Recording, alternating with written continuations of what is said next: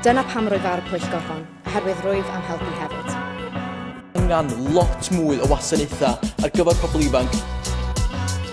Yn fwy bwysig nag erioed o'r blaen i bobl ifanc cael dweud eu dweud.